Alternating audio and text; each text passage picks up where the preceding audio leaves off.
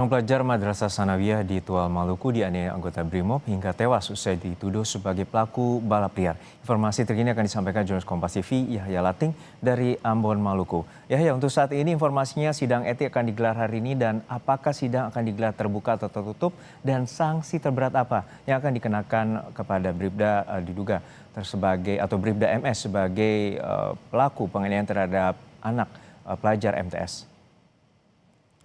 Baik Zuno dan saudara, saat ini sidang etik sementara berlangsung pada pukul 14.00 waktu Indonesia bagian timur.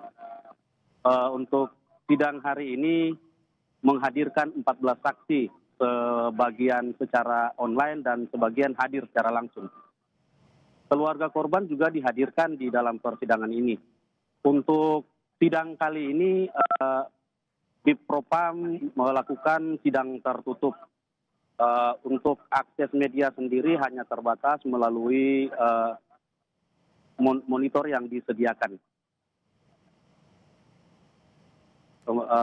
Tuno.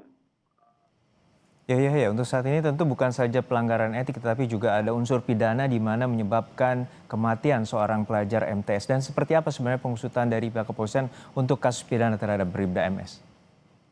Ya, sesuai dengan ketegasan Kapolda Maluku Irjen Pol Dadang Hartanto, untuk proses hukumnya sendiri ditargetkan dalam 2 hari ke depan pelimpahan berkas akan dilimpahkan ke kejaksaan.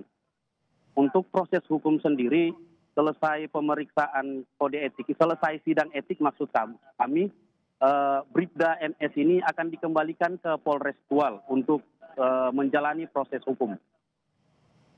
Baik, kita nantikan bagaimana pengusutan tuntas untuk kasus ini dan juga sidang etik yang digelar siang nanti. Terima kasih atas laporan Anda, jurnalis Kompas TV Yahya Lating dari Ambon, Maluku.